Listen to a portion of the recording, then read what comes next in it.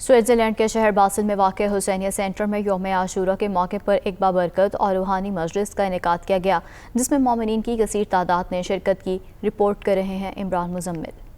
Switzerland کے شہر باسل میں واقع حسینیہ سینٹر میں یوم عاشورہ کے موقع پر ایک بابرکت اور روحانی مجلس کا انعقاد کیا گیا، جس میں مومنین کی کثیر تعداد نے شرکت کی۔ روحانی اجتماع سے ہندوستان کے شہر لکھنؤ سے تشریف لائے معروف ذاکر سید فضل نے خطاب کیا۔ انہوں نے خانوادہ رسول صلی اللہ علیہ وآلہ وسلم اور اہل بیت علیہ السلام کی فضائل، کمالات اور کربلا کے عظیم پیغام پر روشنی ڈالی۔ ان کا کہنا تھا کہ یوم عاشورہ ہمیں یاد دلاتا ہے اس عظیم قربانی کی جو امام عالی مقام سیدنا حضرت امام حسین رضی اللہ تعالیٰ عنہ نے دین مصطفیٰ صلی اللہ علیہ وآلہ وسلم کی سربلندی اور حق کی بقا کے لیے پیش کیا۔ آپ نے اپنی جان کا نذرانہ دے کر اپنے نانا صلی اللہ علیہ وآلہ وسلم کے دین کی حفاظت کا وہ بے مثال باب رقم کیا جس کی نظیر رہتی دنیا تک نہیں مل سکتی۔ جب علی اکبر نے حسین کو آواز دی، بابا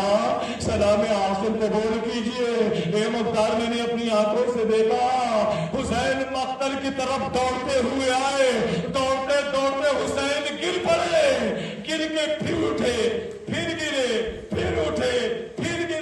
مجلس میں امام سیدنا علی اکبر علیہ السلام، امام سیدنا علی اصغر علیہ السلام، امام حسین علیہ السلام اور حضرت علی علیہ السلام کی فضائل، کمالات، بہادری اور شجاعت کو جس انداز میں بیان کیا اس نے ہر سننے والے کے دل کو جھنجھوڑ کر رکھ دیا۔ شرکا نے نہایت عقیدت و احترام کے ساتھ شہدائے کربلا کو خراج عقیدت پیش کیا اور فضا لبیک یا حسین کے نعروں سے گونج اٹھی۔ ہم آج باسل میں ہیں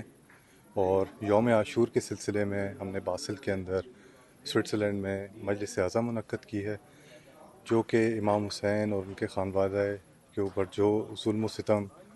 کربلا کے اندر کیے گئے اس کے حوالے سے آج ہم یوم عاشور منا رہے ہیں۔ یہ سب خانوادہ رسول صلی اللہ علیہ وآلہ وسلم ان کی یاد میں جو ان پہ ظلم و ستم ہوئے، انہوں نے رائے حق میں قربانی دی، تو اس کی یاد میں ہم یہ سارا کر رہے ہیں۔ ہم نے ان مجالس میں اہل بیت کی قربانیوں کا ذکر کیا جو کہ پوری دنیا کے لیے مثال ہیں اور تا ابد لوگوں کے لیے یہ مثال رہے گی، اور انشاءاللہ تا قیام قیامت ہمارا یہ سلسلہ عزاداری کا جاری رہے گا۔ 28 رجب سن 60 ہجری کو مولا امام حسین علیہ السلام مدینے سے چلے تھے تو ایک جملہ کہا تھا کہ اننی لاخرج من المدینہ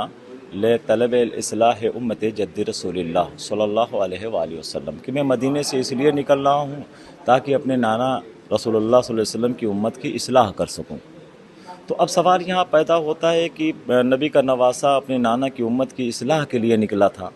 تو اس دور میں کون سی خرابیاں ایسی پیدا ہو گئی تھیں جن کی اصلاح کے لیے نبی کے نواسے کو مدینہ چھوڑنا پڑا؟ وہ خرابیاں کیا تھیں؟ تو جب ہم تاریخ کربلا کا مطالعہ کریں گے تو ہم اس نتیجے تک پہنچتے ہیں کہ دور یزید میں امت رسول کے درمیان جو فکر گردش کر رہی تھی وہ فکر یہ تھی کہ دین حاصل کرنے کے لیے معصوم کی ضرورت نہیں ہے، دین حاصل کرنے کے لیے صاحب عصمت کی ضرورت نہیں ہے، جس سے چاہو اس سے دین لے لو۔